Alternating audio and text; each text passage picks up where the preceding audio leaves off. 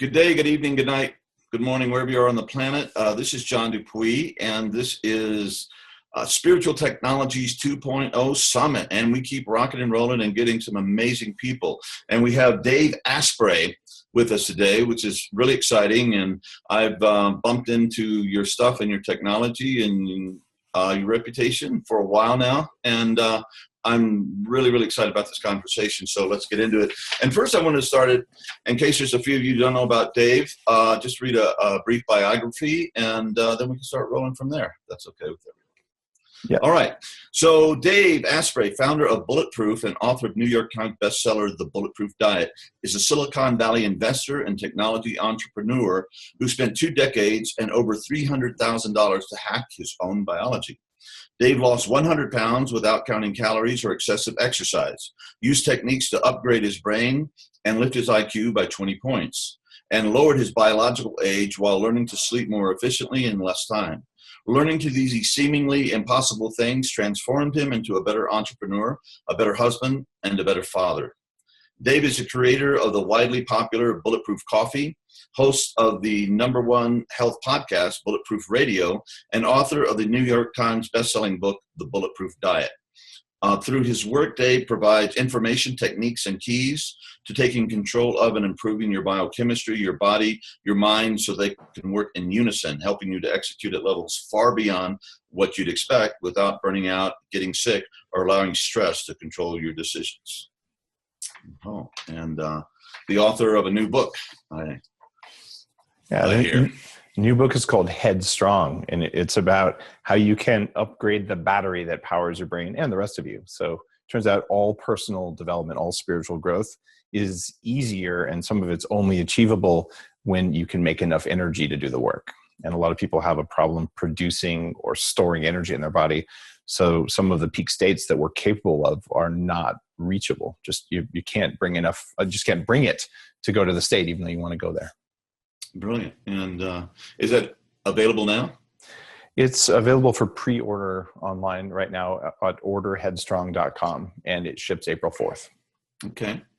Well, this is spiritual technology. So, I mean, that's what we're talking about. So maybe I'll just go off the deep end with this and ask you the question I've been it's percolating with me, and maybe pun intended there. But anyway, that I've been thinking about in the last couple of days.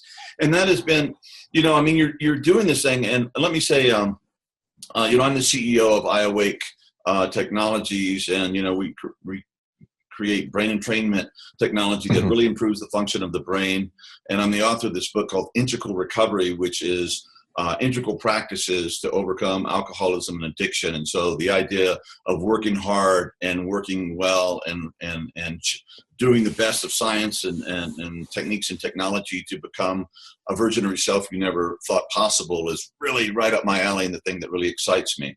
So now, there's levels of doing all this stuff. People can meditate because they're depressed, or they want to get their minds more focused, and they can exercise because they want to be sexier and feel good in their bodies and all this stuff. And then it gets deeper and deeper, the purposes, And so I'm going to ask you, ultimately, in the esoteric, the deepest part of your work, where is that coming from? What is the purpose of getting ourselves to be really these extraordinary human beings that can function, produce, and be more creative and compassionate and more skillful, et cetera?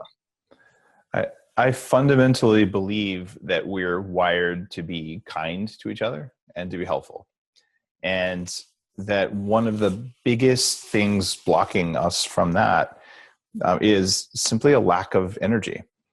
All the times that you've yelled at someone you didn't mean to, it's usually because you didn't have what it took to control that impulse. Right? So there's times when you're hungry, where you didn't get enough sleep, where you're tired, you're stressed, and those are the times when you do the things that you most regret. So what if you just made it so that all the time you had enough energy on tap in order to do the things that are most helpful and to be the kind of human that you're capable of being when everything goes right? So that's a core part of why I do what I do. And it turns out one of the fastest and most powerful gateway drugs to the higher performance is Bulletproof Coffee, because it has stuff in it that gives you more energy in your brain. I don't mean caffeine. Bulletproof Coffee has this thing called brain octane in it that gives you more electrons in the brain than you can get from sugar. Fat does that. And when you meditate for 4 days, you go into a state called ketosis. Well, when you use brain octane, you get that same energy that comes after you fasted for a few days to go into that more focused, more clear state. Exactly.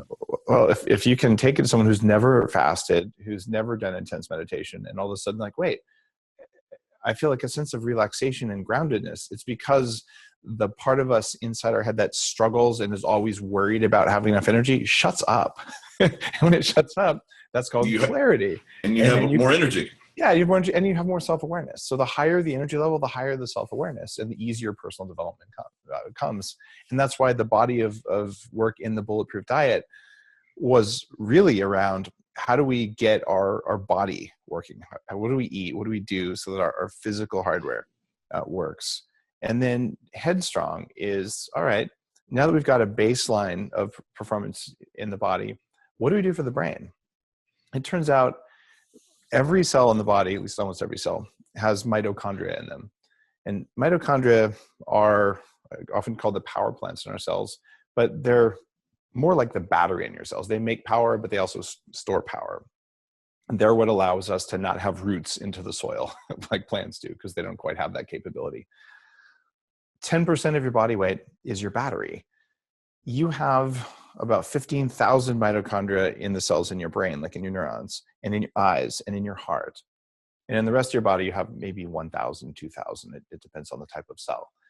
So the parts of your body that sense the most, you feel it in your heart, and you practice compassion and forgiveness and love and things like that. You feel it there.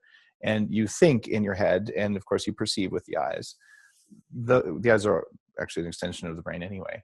But when you look at it that way, you're like, wait, those are the most power hungry parts of the body. So doesn't it make sense that if you're having problems with energy metabolism, that you're going to feel it first in your brain and your heart? So if you want to walk around and feel like an open-hearted sense of compassion, and you want to be able to think all the time and practice awareness, which is what you do when you're meditating.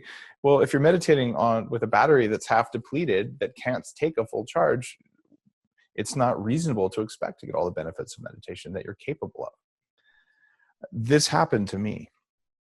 I used to weigh 300 pounds, and I don't know if you can see on the video, like, I don't know, if anyone, I must have muscles or something. I'm in good shape now, and I lost 100 pounds of fat. That is amazing, by the way. Thank you. If you pick up 100-pound dumbbell, you'll. I mean, my God, you were carrying around. Yeah. That much weight. So I went from 300 pounds down to 200 pounds. And frankly, I put on a little muscle since then. That's why I say I lost 100 pounds of fat, because last month I put on 20 pounds of muscle accidentally. And I'm still getting used to like having a little bit more bulk than I did, with good bulk, but still.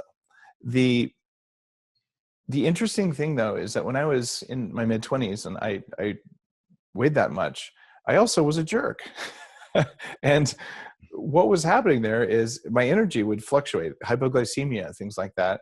And then, I would get extra practice on my middle finger when I was driving, because, my blood sugar was a little bit low, and I would sometimes end meetings at work, and I'd say, guys, I'm sorry. I know it's only 11:45, but I'm gonna have to kill you and eat one of you, because I can't focus in this meeting. I'm just going to go. And then I would go and I would eat like a little. Did that tend to clear the room out at that point? It usually did. When there's like a 300-pound guy threatening to eat you, that'll clear it out fast. And I go down and eat, a boneless, skinless chicken breast and a little bit of salad or something. And then I would still be hungry. And it was not a good situation. And it got to the point that I started to feel like my brain wasn't working, and I really got into measuring my brain even back in the 90s when it wasn't really doable.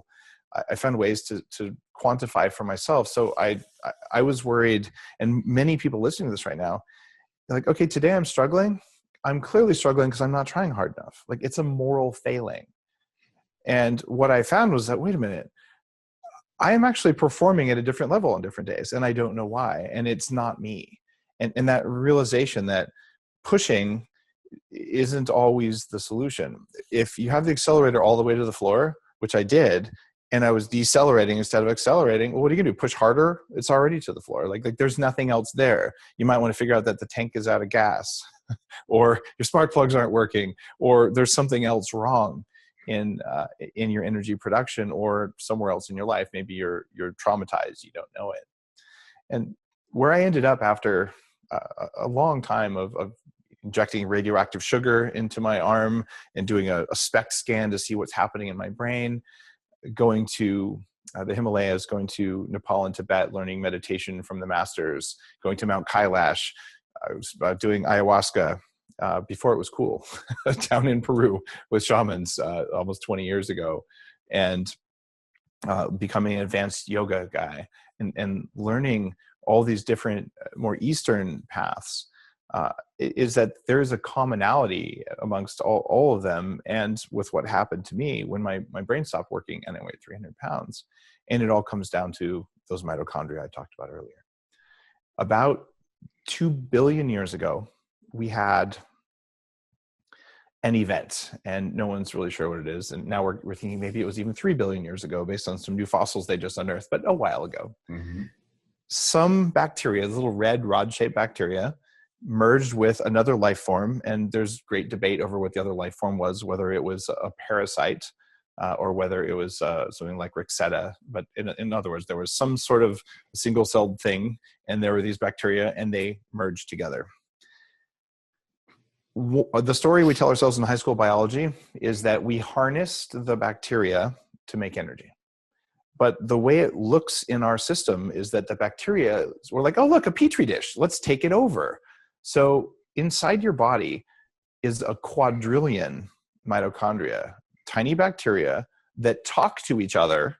They control hormone production. They control whether a cell lives or dies or replicates.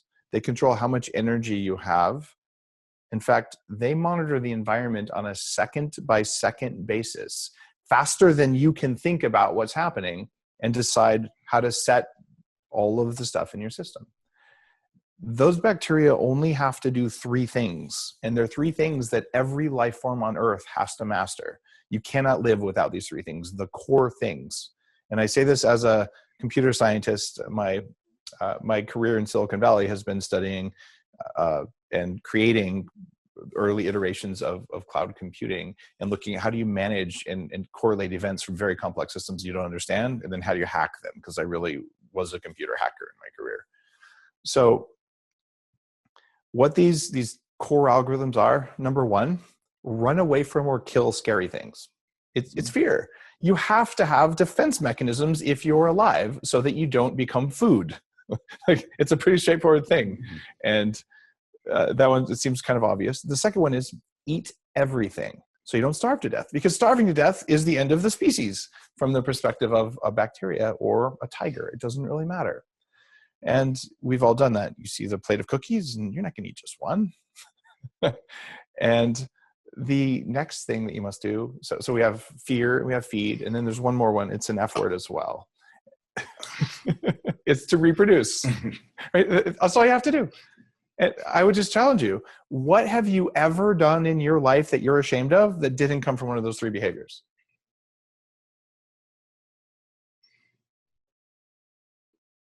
All aversion, all avoidance, all hate, all war, all of those things come from run away from or kill scary things, right?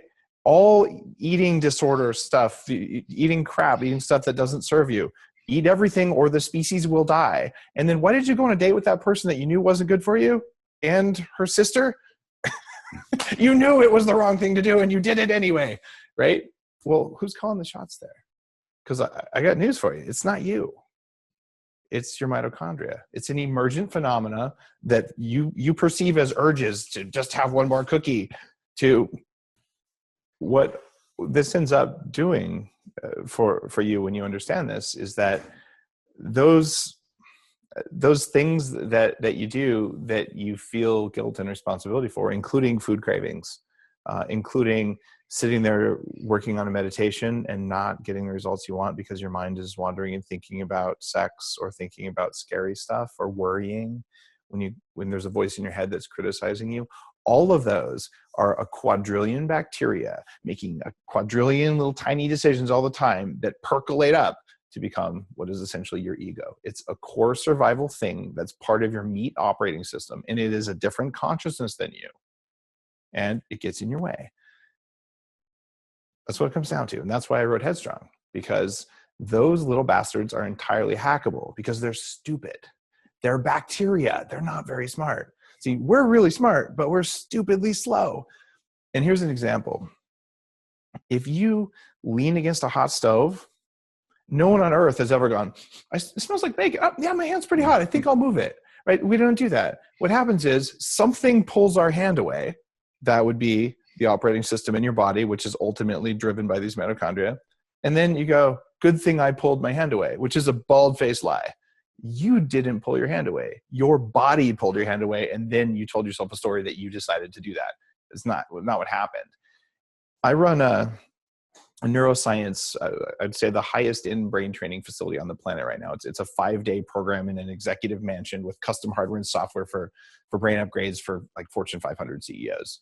And I opened this because I wanted the world's best brain training for myself. And this is, multiple medical professionals and clinical grade gear and just like way over the top science fiction kind of stuff. But it's why I can do what I do and why I have the level of awareness I have, because I spent 3 months of my life with electrodes on my head as a lie detector looking at what's going on in there so I can figure this stuff out. And this thing is called 40 Years of Zen. And it's given me a lot of this insight, because you realize you follow these urges, like where do these things come from? What are the common patterns? What's the correlation that happens here? And everyone out there has this eat everything thing that comes because our cells are starving. What I found was that I can double the amount of advanced meditation with neurofeedback that someone can do just by hacking their mitochondria.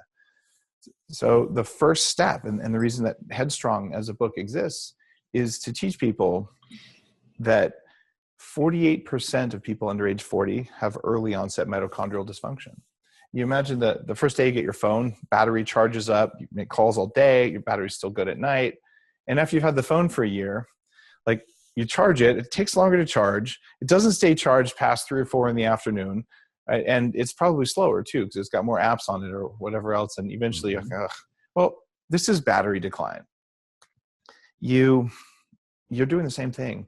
Everyone after age 40 has mitochondrial decline. We call it aging. So what does mitochondrial decline look like? When you're young and your mitochondria work well and the environment around you, which is what they're paying attention to, when it is strong and when it's one that supports life to its fullest, energy comes into the system. And energy primarily comes from food, although you also can get energy in strange ways from water and magnetism, and some wavelengths of light can directly put energy into your system. But the primary thing is we're food eaters. And we use oxygen to accept electrons when we're done with the food and things like that. But when the food comes in, it mostly gets converted to energy when you're young. As you get older, these electrons, which is what we're actually using the food, we're turning into electrons, same thing they do at the power station. And then our mitochondria are little semiconductors, and we use electricity in our nerves, and we use electricity to run these little manufacturing things inside our cells.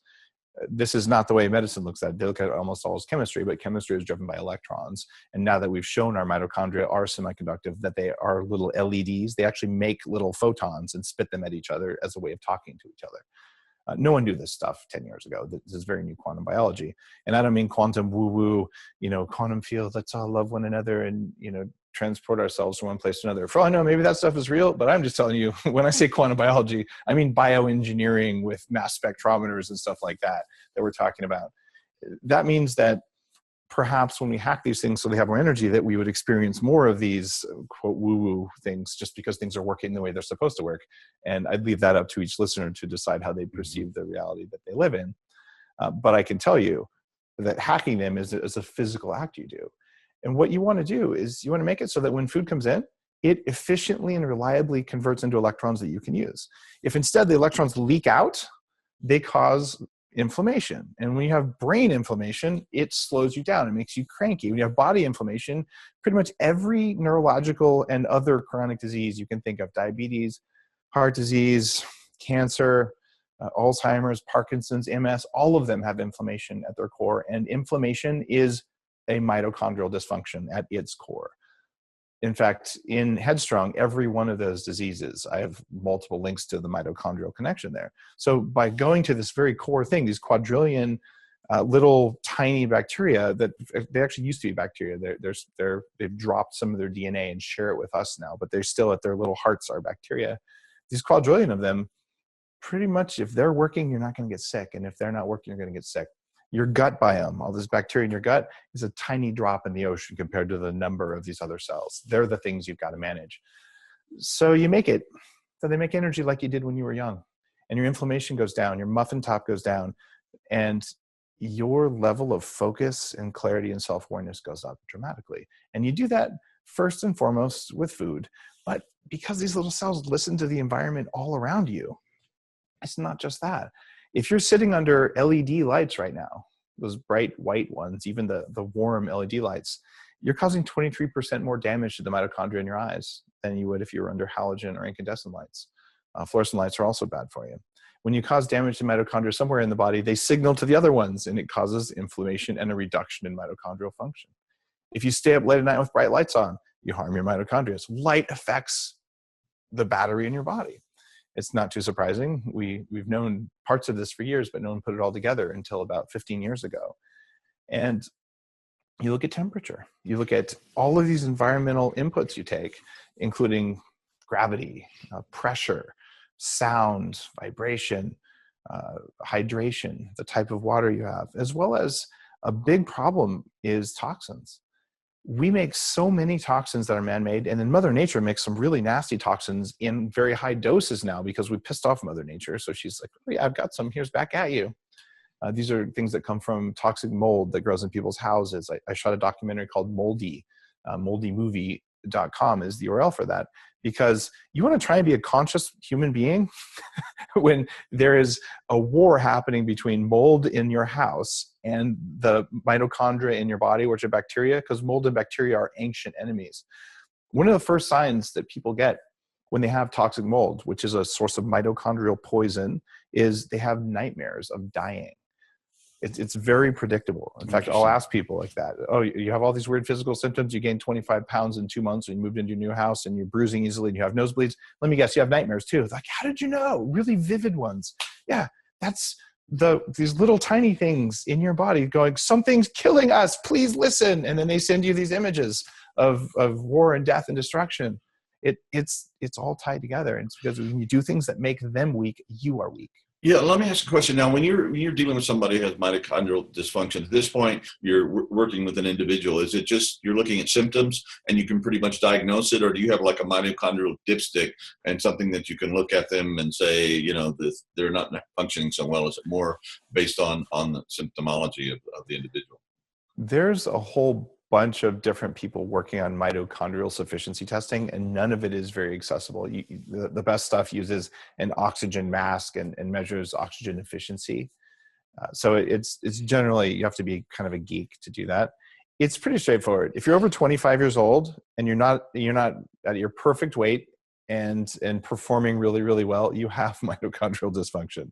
And it just gets worse with time. And if you have been obese or you have some chronic disease manifestations already, you have autoimmunity and things like that, there is already mitochondrial stuff happening. So it's my experience that the vast majority of people over 25 have a problem, and probably half of them under that have a problem. So what is the practice? What are the hacks you're recommending for us, most of humanity that have this issue? Sure. What do we do? So in Headstrong, I talk about, there's a 2-week program, and in it, you change the environment around you to make your mitochondria happier. And there's some supplements and some nutritional recommendations, especially not eating things like, this is going to sound weird, but fried food is way worse for you than you think it is. In fact, there is a clear case that says if someone offered you a bag of French fries and a cigarette, you should smoke the cigarette. Now, you should do neither one. They're not good for you. But the cigarette has mitochondrial enhancing substances in it. It's called nicotine. Small doses of nicotine are powerful smart drugs that increase the amount of energy your cells make. But unfortunately, the carbon monoxide and burning stuff in the cigarette is really bad for you. However, the inflammation only lasts for 4 hours from a cigarette. And for French fries, you get 24 hours of inflammation. So you just stop eating fried foods. It's not on your diet anymore. It's not a safe way of cooking, especially when we're using these bad seed oils that are also toxic to your mitochondria. So you end up eating higher quality, more fats, including things like grass-fed butter and eggs and quality animal protein from wild caught or grass-fed animals. And coconut oil. Yeah, coconut, olive oil, and this brain octane oil that I make that gives you extra energy. These are stable oils that allow your brain to do what it needs to do. Some fish oil is very important as well. Right. And then the changes in the environment. At night, you actually turn the lights down. It's kind of amazing. There's a kind of glasses I write about in the book called True Dark. These glasses are patented, and they make you look like a total rock star, right? Or you looks pretty cool. No, it's not bad. And you wear them for maybe an hour or so before bed, but every spectrum of light that is documented to control your circadian rhythm, your wake and your dark cycle, is taken out by these. So these are very different than blue blockers. The True Dark glasses actually allow your brain to relax, and you get this mitochondrial relaxation in the eyes and then the brain and through the body. And it lets you go to sleep faster and deeper because your body wants to know, is it daytime or nighttime? If it's daytime, the mitochondria make a lot of energy and they don't recover. And if it's nighttime, they recover. So you put the glasses on and then they get the signal because they can see nothing. They're blind. They believe it's midnight. Well, at that point, they start their repair cycle. Oh, great. Let's start making melatonin. Let's start winding the body down. Let's start lowering the body temperature. So it's like, Quaaludes for your eyes, basically. And that's something that I talk about. You can also get red light bulbs. And we can find this on your website, all these things? Yeah, the True Dark glasses are on biohacked.com. You just search for True Dark. Right. And the main stuff with brain octane and the other nootropic and mitochondrial enhancers are all on bulletproof.com. And the other stuff, though, and in fact, there's a line of supplements. There's something called Keto Prime that's very important, something called Unfair Advantage. These are in the book as well. And yeah, I make supplements that are in my book. So maybe I have a conflict of interest there, except I don't. I just tell you the science and why. No, it's totally in your interest to tell us about it. Yeah. So I'm telling, but I just want people listening to know, yes, I'm selling these things. So you can take what I say with a grain of salt if you want, but there's a lot of science. And I'll tell you, I only made them because I couldn't buy them anywhere else. And I wanted them for my own brain. And that's all of my products are things that I couldn't buy that I wanted. So, and then I offer them to people to see if they want them too. The other things, though, that are not anything you have to purchase from Bulletproof are things like in the morning, after you're at the end of your shower, turn the shower to cold water for 1 minute. And for the first week of doing that, you will hate it. In fact, you probably won't be able to do a minute because you'll have a panic attack from it. Guess where that panic attack comes from? Comes from something in you that believes you're going to die. Guess what part of you that is? That's your mitochondria. And they're going to tell you in no uncertain terms, you have to get out or you're going to die. You can't breathe. It's all a lie. You're not going to die from a minute of cold shower. Seriously. So all you do is you stand there and go, I'm going to do it anyway, for as long as you can stand it. And by the end of the first week, what happens is suddenly you don't worry about it. And the mitochondria have learned the way a little puppy learns to sit next to you after a while instead of running around and chewing on stuff. They learn, oh, it's just cold, and they chill out. Get it? So did they chill out? Anyway, but what they're doing there is they're learning to be calm, and that improves their performance actually quite dramatically just by reducing that anxiety response. Hey, let me share. I was in a spa, this little hippie spa in Durango, Colorado, where I go when I'm in town, and they have a really nice hot tub, and it's salt water, not chlorine, really cool place. And then they have this ice tub that I found in the spas in Germany. They're really into that. And so I would go and I'd jump in the ice tub and jump out and get back in the warm water. Well, I was there one time, the guy stayed in for 3 or 4 or 5 minutes, and he got in the tub and said, what is up with you, dude? You were there for that long. He says, well, I'm a hydrotherapist, and he explained the process to me. So I went and did it. And I noticed that if I count to 60, by the time I get to 60, something shifts and it starts feeling really good. And I stop being cold, and I just get in this really cool zone. And when I come out of, alternating between the hot and cold, and I get back to the street, man, I am just chill. I feel amazing. So I've been running around and doing that in some of the mountain lakes around here too, just immersing myself in the really cold water and staying there for 3 or 4 to 5 minutes. And I come out, and it can be really cold outside. I don't feel cold. I feel really good, and I put my clothes on, and I'm just in this different zone. It's really remarkable. You're not feeling cold because you actually told your mitochondria that they need to shape up. They actually whipped themselves into shape, going, well, there might be an ice age. I guess I should be strong again. So they reduce inflammation when you do that. Downstairs from where I'm sitting now, I have a whole biohacking laboratory full of equipment for changing environmental signals, and it's got a digitally controlled cold tub where I can pick the temperature. And I'll stay in there for up to 20 minutes at 50 degrees. Yes, it's really horrible to get in cold water for the first minute, but after that, it's actually kind of blissful. It really is. It's a remarkable experience. The other thing that's downstairs is I have a liquid nitrogen cryotherapy chamber where I'll stand in air that's chilled to 270 degrees below zero for 3 minutes. And air doesn't conduct like water does. I'll tell you that cold air is nothing compared to cold water. So I'd rather do that for 3 minutes than 20 minutes of cold water, because that first minute's miserable in the water. But this also sends a really strong signal. It says, get ready for an ice age. And it causes your body to make more of something called brown fat. And babies have lots of brown fat. Brown fat is brown because it's white fat with lots of mitochondria in it. Mitochondria are little reddish bacteria. That's what makes it brown. And in adults, we have a little bit of brown fat between our shoulder blades. And that's about it. And you can increase the amount of brown fat. And when you do, it raises your metabolic rate. It increases the amount of fat that you can burn, increases the amount of energy that you have, because having more mitochondria and more healthy mitochondria is a way to develop all the powers that you have. You've got to be able to power the systems in your body if you want to be able to use them. And I don't mean just to jump higher or run faster. I mean to sit there and meditate, or to go into, really altered, advanced Zen Buddhist state, like the ones we target at the neurofeedback facility. To get there, you're just going to have to power through it. And if, the battery's dead, you're not going to power through it. And what you're going to have is a frustrating time in your meditation instead of a profound meditation where you reach a new state of being. And it comes down to, crazy enough, taking that cold shower in the morning that costs you nothing is a way for you to get better mitochondrial performance. Just making it dark at night, turning down the brightness on your TV. And so it's funny that these are two of the things you can do. Another thing that's really important, mitochondria, because they're semiconductive, they are affected by magnetic fields. They're affected by electromagnetic fields. I don't like it that this is the case. It's just how it is. And they're this way because the Earth itself has a giant magnetic field that's controlled by the sun. And guess what? We go to sleep at night. We wake up during the day for a reason, because we're wired into the environment around us. And we have been ever since we were these little red bacteria floating in the oceans a couple of billion years ago. Like the night dark cycle is also tied to electromagnetism.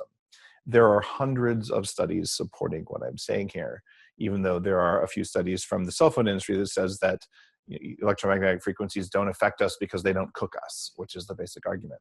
What we're learning here is that different frequencies, not power levels, have different effects on small cellular structures, including our mitochondria. So suppression of things like melatonin, which is your sleep hormone, they're happening. And if you sleep poorly, you'll meditate poorly, and you will not be able to do the things you're capable of doing. That means put your phone in airplane mode when you go to sleep, for God's sake. It's not that hard to do. That's part of Headstrong in the book. Or better yet, don't even have it in your room because you don't want to be looking at it. Me, I sleep with my cell phone near my bed. It's in airplane mode, so I'm not getting the strong electromagnetic field, but it's monitoring my sleep quality, and it wakes me up at the top of a sleep cycle. So I actually have a better quality day because I use less adrenaline when I wake up. That's a great trade-off because now I have data on my sleep and I didn't cook myself at night. I talk about electrically grounding yourself. You get electrons from the sun and from food, and you need to be able to discharge electrons that build up through your feet in soil. That's the way animals do it. Problem is, we're indoors a lot of the time, and we wear shoes that are rubber. So the circuit that we're supposed to be a part of is broken. And if you go outside and walk barefoot for 10 minutes every day, or have what I've got built in at my coffee shop in Santa Monica has earthing built into the tables, or my desk here has earthing, and my bed is electrically grounded, so that a good portion of the time I'm connected to the earth, because that's what these semiconductors in our bodies want. That it allows them to have less inflammation. So what happens, like you live right now, you're pretty far north. So that means, especially in the winter, you have, lots of darkness and not as much light. And, I was a wilderness guide for years. And during the winter, And we'd have a fire and we'd do our cooking and talking, whatever. We go to bed, we like sleep for 11 or 12 hours until the sun came up. It was really remarkable. I mean, we went into some dream adventures and journeys that were just extraordinary, but we were living more like ancestors. When the lights went out in the heavens, it was time to go to bed. And so does that actually affect the mitochondrial function? Winter and summer and seasonal cycles absolutely affect mitochondrial function. They even affect what kind of food your mitochondria will eat. When it's bright, like it is near the equator, that's why tropical fruit grows there. You can handle more sugar and carbs when it's sunny. If you eat sugar and carbs in the middle of winter, your mitochondria are not set up for that. That's when they want fat in the winter. Yeah, absolutely. And so what I do here in Canada, it's pretty dark and wet where I am, but not particularly snowy. But I travel about 125 days of the year for Bulletproof. I give a lot of big talks, and I'm running a company and New York Times bestselling author and all that. Like there's a busy life. So I don't really want to sleep 10 hours a night. In fact, I sleep an average of 6 hours and 5 minutes a night. And I have for the last 4 years of data that I've got on this data tracking system. And before that, it was on another tracking system. So that's how much sleep a healthy person needs. In fact, about 6.5 hours a night for people whose biology works well is what the people live the longest sleep that much. But what I did this morning is what I do most mornings when I'm home. As I wake up and drop the kids off in school and do all that kind of stuff. And then I go and I stand in front of my high ultraviolet B tanning lamp. And this is also written about in Headstrong. And I do that for 10 minutes. It's not to get a tan. It's because ultraviolet B radiation turns on your vitamin D so that your vitamin D is activated. It's called vitamin D sulfate that's made. And then that affects mitochondrial function. Both the ultraviolet light, the infrared light from the lamp, have different effects on mitochondria, including in the brain. If you're not getting ultraviolet light, the stuff they tell you is bad for you, you have to have some. Like here's the deal. 0 ultraviolet light is really bad for you. Too much ultraviolet light gives you wrinkles or skin cancer. But that doesn't mean 0 is the right number. It means that you need to have something in the middle, even in your eyes. So I consciously expose myself to that. And the more LED light you're exposed to, the more you need red light and the more you need ultraviolet light. So this is covered in Headstrong. And bottom line is you're going to change some light bulbs in your house during the 2-week program I talk about. It is shocking. I'll send out the first chapter of the book when people pre-order it. So I just got a bunch of feedback from people who read it. And I love seeing this. This one guy said, you know what? I finally figured it out when I read the first chapter. From Monday through Friday, I always have these intense food cravings at 5 p.m. I just have to have sugar. Yeah. But on weekends, I never have them. And he always just thought it was work stress. And he's like, no, it's not work stress. It's the lighting in my office. It's sucking energy out of my body. I'm so tired. Like my brain has been cooked by these things. And so he turned off the lights in his office and magically didn't have sugar cravings anymore because the lights were such a strong stressor on the mitochondria. These batteries like, give me some fuel already, right? No, I mean, give me some fuel right now. Eat the cookie, right? So these cravings were driven by his environment and he didn't know it. So what I found, because I had mitochondrial weakness, I lived in a water damaged building with toxic mold that damaged my own batteries pretty severely. And I went and I reverse engineered all this stuff. Those are all things you can do. They don't cost much money. They're one-time changes. It's putting on a pair of true dark glasses before you go to bed. And there are some supplements you can take. And it's getting rid of toxins in your food, eating way less sugar, because sugar gives short-term mitochondrial energy, but then causes hypoglycemia. When there's hypoglycemia, what happens is your brain says, I don't have enough energy. The mitochondria there freak out. When there's not enough energy in the brain, it means you can't control yourself, which means a tiger might eat you, which means you might die, which means it's an emergency, which means you should make adrenaline and cortisol, which coincidentally will raise your blood sugar back up by chewing up your muscle. Now that you did that, you also made your adrenals a little bit tired, but thank goodness you're not starving anymore. Meanwhile, here's a big, heavy sugar craving to go along with that because it was a survival emergency. So then you eat the sugar, which causes hypoglycemia, which causes adrenaline and cortisol, and you get into this loop. But it is tied to eat everything and run away from scary things, because unfortunately, hunger is a scary thing. And the way you run away from hunger is by drinking a Coke. And that's unfortunately where a lot of people are stuck. So on the Headstrong program, you avoid sugar, and very specifically, you avoid artificial colorings and artificial sweeteners. You want a serious mitochondrial screw up, have some NutraSweet. Have one of those fake sugars, because that confuses the heck out of those bacteria. Yeah. eat some genetically modified food covered with glyphosate, which is a direct mitochondrial poison. Not okay. Now, how does exercise fit into this whole picture? There's in the plan, there's a whole bunch of exercise recommendations, but it's relatively simple. If you work out like I used to when I was 300 pounds, I worked out 6 days a week, an hour and a half a day, and I cut my calories and I cut my fat. And I did this because I was desperate to lose weight. I never lost the 100 pounds. I got really strong and really fat. I could bench press my thin friends when they're eating French fries, and I was eating the salad with no dressing. And then that's a true story. And it was so frustrating, but that doesn't work. So beating yourself up every day without recovery actually makes your mitochondria weaker, not stronger. So the idea, what doesn't kill me makes me stronger, it's kind of true, except if you do too much of it. And then what doesn't kill me makes me weaker and weaker and weaker. And then eventually life sucks. And then you're essentially exhausted all the time and you're less aware.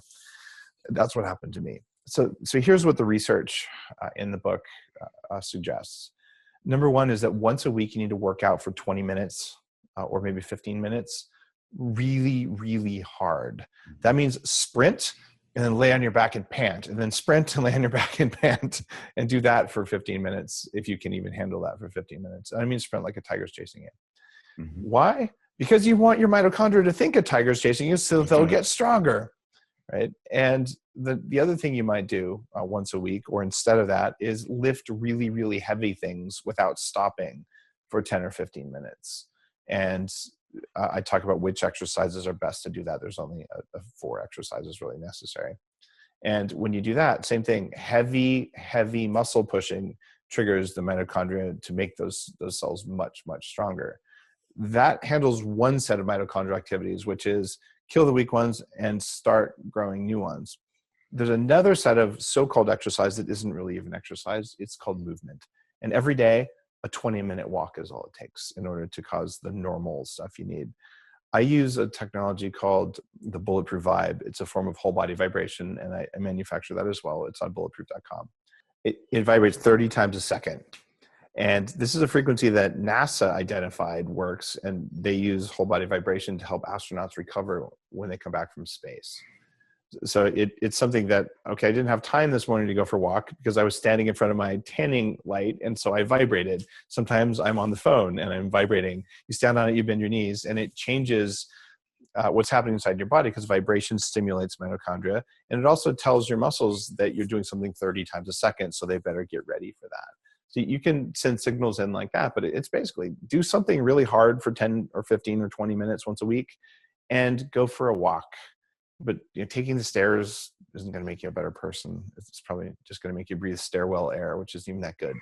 Right? So people oftentimes are overtrained, or they're radically undertrained, or they exercise, but I don't want to bulk up, so I'm just going to use the 1 pound weights, and they flop their arms around. Yeah. But it doesn't achieve results. Just go for a walk with your friends, play some golf or frisbee or something, just to move around every day. And once a week, kick your ass. That's what it takes. Yeah. So when you do your cardio, your once a week or your weights, you just don't need to do it for really a long time, but you need to do it really intense.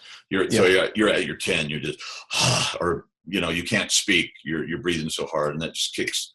Yeah, that's amazing stuff. I mean, and if you're depressed or something, go do that. And that will just, kick you into a very different state. Same thing with the cold water, by the way. And in fact, something else that matters when you go outside for your walk, take off your sunglasses. Right? Getting natural light in your eyes is critically important for the health of your mitochondria and your brain and even your eyes. It turns out that 0 ultraviolet light exposure increases your risk of having nearsightedness. So if you're indoors all the time, you're looking at phones and screens and artificial lighting, you're going to need glasses. You go outside for your walk and you put sunglasses on, you're blocking all the good stuff that your eyes need. Even if your eyes hurt in sunlight, what you do there is do it anyway. And after a couple you'll get used to it. Months, yeah. And if your eyes are unable to handle bright sunlight, your mitochondria are already weak, and you need to do something about it. Okay, so I'm kind of trying to bounce off of you the kind of practices I do. So now we've taken care of a lot of really interesting things as far as nutrition and what you do there, and exercise. And so when you get down, and a lot of this stuff is, especially in the ancient Hindu tradition, the yoga and the food was to prepare a person to actually be able to do the work of waking up, or the deep transcendent or contemplative work, meditation. So how does a meditation fit into this plan or this lifestyle or this way of becoming your best self? Your mitochondria sense the environment around you. They also sense your stress level. So if your rational cognitive systems, like the parts of you that you identify as you, your thoughts, if you're freaking out about stuff, you're worried about existential things, who's president, will I have enough money to make my house payment, like these gnawing fears, they will pick that up as the environment is a scary place. Therefore, let's get ready to run away. Therefore, let's shift our energy metabolism towards being sugar preferring. Let's give you more sugar cravings. And let's be on edge instead of let's be in rest and repair mode. Like, let's make some hormones already. So it's important you meditate because it allows you to be more in touch with your body, and because it allows the systems in your body that are in touch with the world around you to focus more on the world around you. They will give you that information if you meditate and you're calm. When I was writing the book, I wanted a mitochondrial specific meditation, which is hard to do. I found a friend, Dr. Barry Morguelan. He's a UCLA surgeon who has trained thousands of doctors on how to do endoscopic GI surgery, including in China. So 25 years ago, he started studying various forms of Chinese medicine with the guys who are hard to reach, who live on a mountaintop, learned to sit and melt a hole in a glacier, and became one of 12 living grand masters of a form of Chinese energy medicine that was the root that the Shaolin tradition came from. And this was used to protect the emperor of China energetically. A lot of what he does is vibrational states in the body. And it turns out your mitochondria all vibrate at around 100 hertz. Like they're little, if you look at under a microscope, bacteria always do this a little bit. We do it too.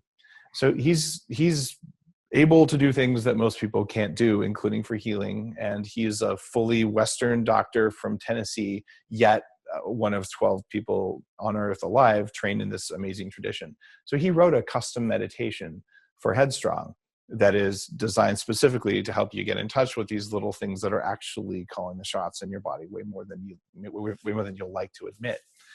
And then there's breathing exercises you can do. And I can run you through one of the breathing exercises if you like. I would like. All right. This is one that comes from the military, the Navy SEALs and Special Forces operators will do this. And when they do it, they might time it to the number of heartbeats, but it's not necessary. So what you do here is, it's called a box breath because you breathe in, hold, breathe out, and hold empty for the same number of seconds each time you do it. So we're going to do a 5-second box breath. So exhale, and then you're going to breathe into a count of 5. So 1, 2, 3, 4, 5. You're going to hold your breath. 1, 2, 3, 4, 5. Slowly breathe out through your nose. 1, 2, 3, 4, 5. And then hold empty. 1, 2, 3, 4, 5. And then you start again. But you can stop counting right now. You can do 10 of those in a row, and you'll be in a profoundly calm place, because that kind of breathing takes you out of fight or flight mode and puts you into rest and reset mode. It takes you from sympathetic to parasympathetic. It's a reliable way to do it. They train soldiers to do this before they go into combat. And if they find that they're in fight or flight mode, which you ought to be in combat. In fact, it's a part of combat. It's why you train so hard, because when you're in fight or flight mode, you can't think, but you can fall back on your training. Absolutely. And so this is one of those ways to take you out so you can think again. It's a very powerful thing. And if you need to go to sleep at night and you've got anxiety, it's a really cool way to turn that off. So it's a quick hack. It's very easy to do. And there are more advanced ways. If you're able to hold your breath, you can do 10 seconds or 20 seconds. Right. In fact, a 15-second box breath means you take exactly 1 breath per minute. And I'll sit at a stoplight and do 3 of those, because 15 seconds of holding your lungs empty is pretty uncomfortable. And imagine you can't do that the first time you start practicing this, no. But with time and practice, one gets better and better and better. And if you think about it, when you got to that hold your lungs empty for 5 seconds, if you're on any sort of yoga meditation, pranayama, if you do this kind of stuff, no big deal. I'll tell you, the first time I sat in a yoga class, 15 years ago, and a yoga teacher told me to hold my breath empty, I got a panic response. I didn't jump up and run out the door, but I was like, this is profoundly uncomfortable. And you realize your body is telling you that if you hold your lungs empty, you're going to die within 1 second. It's a total lie. I'm sorry. You can hold your lungs empty for 30 seconds. You're not going to die. It's just going to be uncomfortable.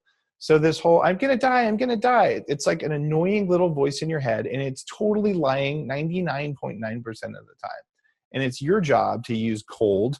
Oh, the cold shower, it's going to kill me, right? Or fasting, which is another core part of this. Like you can do intermittent fasting, or a technique that I've got where you don't even have to experience hunger during intermittent fasting. And how long are the fasts you recommending? For an intermittent fast, for 18 hours a day, you don't eat anything. And then you eat a normal amount of calories in the other 6 hours. So basically you skip breakfast, have a late lunch and an early dinner, and a really big late lunch, really big early dinner, and then you rinse and repeat the next day. And then the hack is in the morning, you can have Bulletproof Coffee, which has brain octane and butter, but it doesn't change your insulin or your protein digestion. So you're getting a lot of the benefits of fasting, but you have more energy. The thing is, though, fasting, cold, and intense exercise and holding your lungs empty, all of these are simply things that tell the mitochondria the system's about to die so they can freak out. And when you don't die, they're like, oh, I guess our freak out levels were wrong. Maybe I can lower my freak out level. And Absolutely. When you can lower your freak out level for anything you do in your life, then all the energy that you were spending on anxiety is now freed up to spend on personal development, or frankly, to spend on watching a Breaking Bad over and over, if that's what you want to do. It's just free energy. It doesn't matter what you do with it. I would propose you might as well, point it to doing something good for yourself, but it's just free energy. Hey, Javi, I wanted to ask you if you had any questions. You've been there and listening, absorbing for a while. So yeah, I was wondering, after all these years, taking this high quality energy from even from the environment and hacking all that and understanding how it works, what's your preferred way of transforming that into spiritual energy, or what does being spiritual mean to you? Because I suppose it changes for everybody. So I've practiced with Alberto Villoldo, a shaman who's written many books about. Yeah, I'm familiar with this stuff. Yeah, he's a friend. He's been actually interviewed him right sitting next to me here, I've at least learned shamanic techniques, and Himalayas, Andes, like many different spiritual traditions. The way that I most effectively access the most advanced spiritual states that I am currently capable of is with neurofeedback. I do the 40 years of Zen thing. I have $100,000 worth of clinical grade gear at my house, which is not what most people do or need to do. But I put that on my head, and in very short periods of time, I can go to places that would take many hours of meditation to get to. And that is profoundly beneficial. I also practice, though, and by the way, for 5 years, I did every morning I'd wake up early and do breathing exercises like pranayama, things from Art of Living. And I've practiced many different forms of meditation. But the single most important thing that I know of is to just cultivate awareness on a second by second basis all the time. So a spiritual state isn't, I just went to a spiritual state and then I came back to a non-spiritual state. You're actually always living in a spiritual state. It's just a question of which one and how deep is it and how strong is it. So when you learn to pay attention to how am I feeling right now is actually the gateway to your spiritual states. The spiritual states are felt states. They're not thought states. So when you can take out the trash and be in a spiritual state, you're in one. You're in an angry spiritual state, or you're in an aware spiritual state. You can do that. And the best description of that is one of the Zen parables. Chop wood, carry water. Right. Just do that thing. And so the spiritual state isn't a place you go. There are some spiritual states where you can go there and they're not sustainable for long periods of time. But for the vast majority of the time, spiritual state is something that you're always doing. It's just a question of which one. Yeah, and that particular koan, before enlightenment, chop wood, carry water. After enlightenment, chop would carry water. The cynical among us says, well, it's all the same thing. This is just what is and blah, blah. And I'd say that's not what they're saying at all. I'm saying that when you're in a spiritual state, chopping wood and carrying water, it's an absolutely different experience than when you're just stressed out and, you're just somewhere else and you're doing it out of resentment and anger. So there's chopping wood and carrying water. And then there's chopping wood and carrying water, you know. One could be the door to the universe. The other one is just an annoying thing you don't want to be doing, or whatever, interpretation you're putting on it. You called it. And there's also people interpret that to mean that you have to be an ascetic, like asceticism, give up all your worldly possessions and eat out of your beggar bowl. There's nothing wrong with using a chainsaw or having a friend who you hire to chop the wood because you were meditating. Like, that's okay too, right? It's all good. You have a coaching program, correct? Yeah. And that is for people who, you have trained certified coaches, correct? Right. And they we have work about with 750 Bulletproof certified coaches, either certified or in training right now, and another class coming in. And that's bulletprooftraininginstitute.com.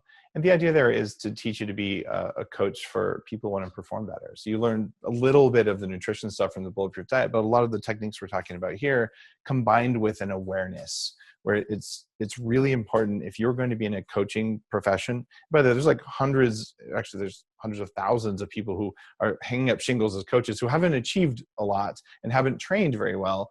And it's very easy as a coach, if you haven't practiced grounding and personal awareness, to get in unhealthy relationships with your clients. And this happens all the time.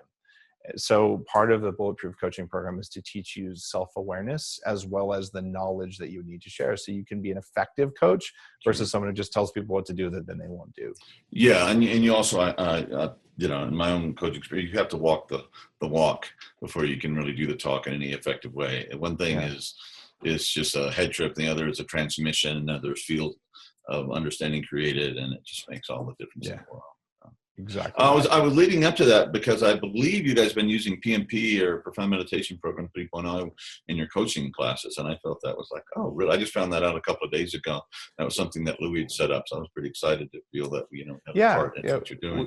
We use that in some of the modules just to help people develop their personal awareness. It's a really important thing to be able to do that, and there's so many different facets to self-awareness that if we can just help people be grounded and to not take on their coaching client's burden, you can be in a position to help someone, or you can take on their weight.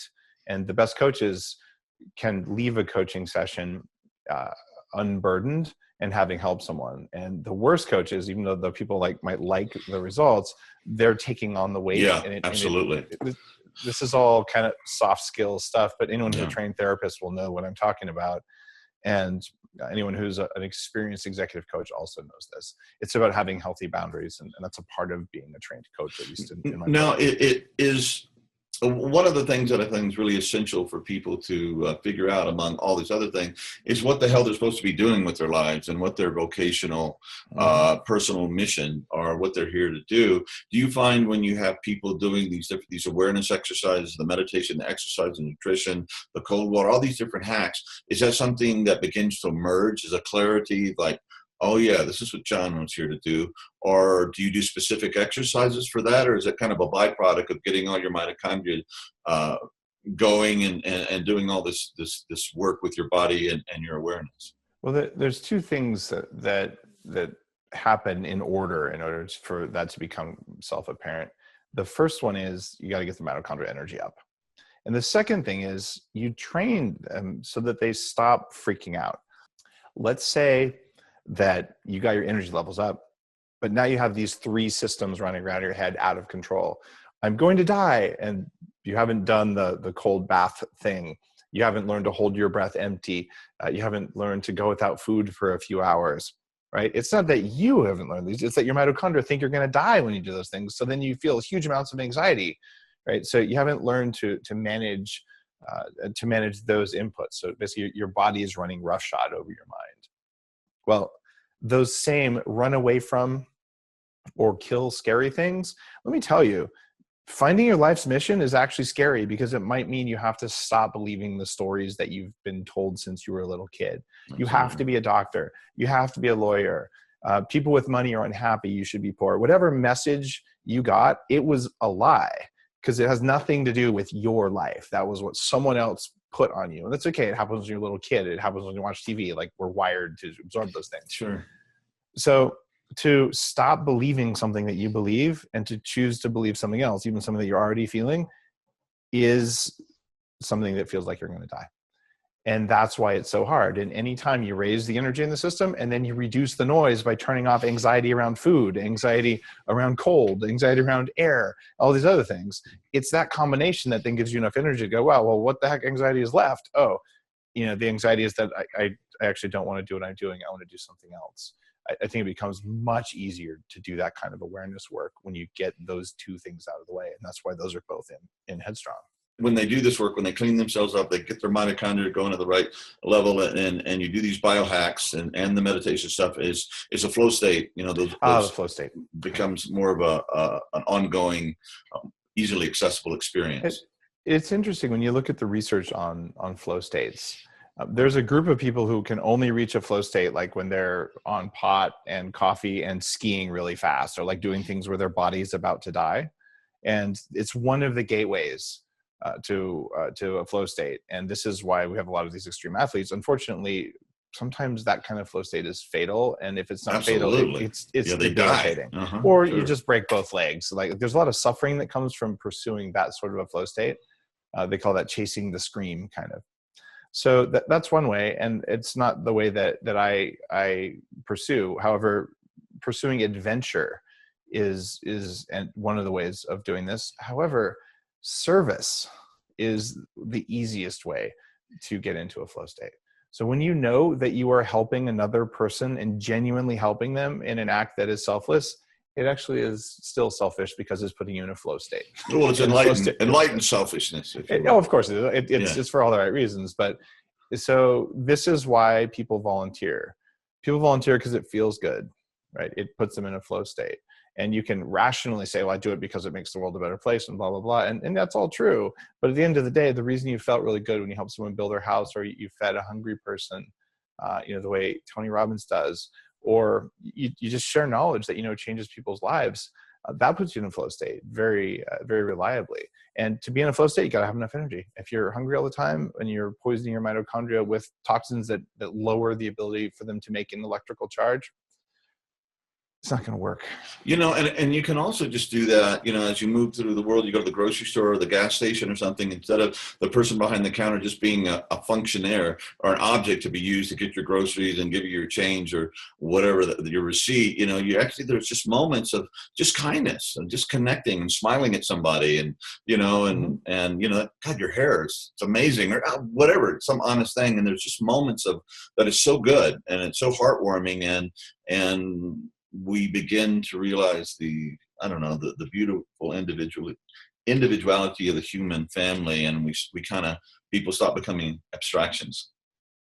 And anyway, I was working with a client one time. He absorbed everything I had. He was brilliant. He was an entrepreneur, very rich. He says, well, what do I have to work on now? I said, well, you're an asshole, And it was shocking. And I said, you got to go out and just be kind and meet people. And it was a very profound practice for him. So it's important to cultivate kindness and relationships. And I was talking with Jay Abraham yesterday on Bulletproof Radio, my podcast. He is one of the top 5 executive consultants in North America, according to Forbes, and a very sought after guy and just a good human being. And I asked him that sort of similar question.